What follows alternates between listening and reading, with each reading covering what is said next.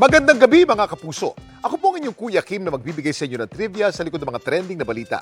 Nagliparan ng mga katanungan sa isip ng isang babae nang dumaan siya kamakailan malapit sa airport. Ang kanya nakita, eroplanong nag-freeze sa ere. Ang nangyari sa airplane, ating i-explain.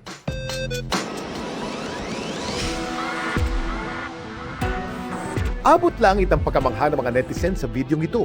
Kung saan ang isang palanding na eroplano tila raw naka-freeze sa ere. The airplane can't be moved. Naka-airplane mode yan at DND? Literal na iniwan sa ere.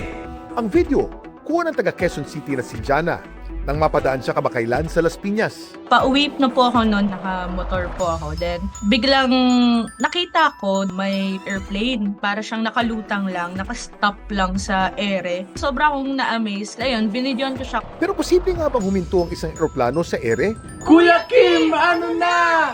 Ang mga normal na eroplano, gaya ng commercial passenger plane na nabidyoan ni Jana, hindi pwedeng tumigil o mag-freeze sa himpapawid. Para kasi manatiling lumilipad sa ere ang isang eroplano, kailangan tuloy-tuloy ang forward motion nito para mag-generate ng force na tinatawag na lift. Ang lift ay tumutukoy dun sa upward force na siyang nagiging sanhi nung pag-angat o yung pagdutang ng isang bagay kagaya ng eroplano sa hangin. Kapag bumagal o halos tumigil naman sa paggalaw ang eroplano, nawawala ang lift at maaari itong bumagsak. Kung ang eroplano tumigil na lamang sa kanyang paggalaw, so maaari itong mag-descend o mahulog doon sa kanyang kinalalagyan.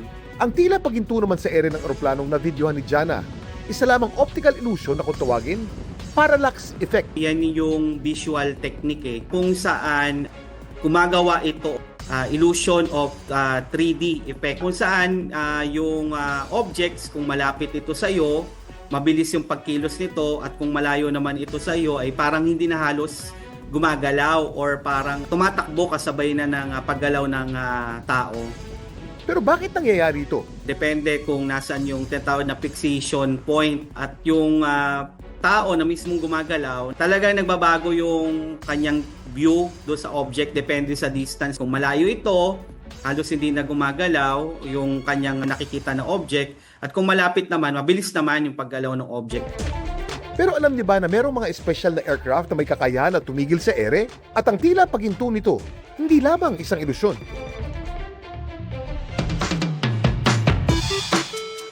Ito ang Harrier Jump Jet. Isa itong military jet na kaya mag-hover o huminto sa ere. Bagay na hindi kayang gawin ng isang normal na eroplano. Nagagawa nila ito sa tulong ng isang special system na kung tawagin, vectored thrust. Kapag tinutok ang thrust downward, tinutulak nito ang hangin pababa, kaya umaangat ang eroplano pataas. Samantala, para malaman ang trivia sa likod ng viral na balita, i-post o i-comment lang, #Kuya Kim. Ano na? Laging tandaan, importante ang may alam. Ako po si Kuya Kim at sagot ko kayo, 24 oras.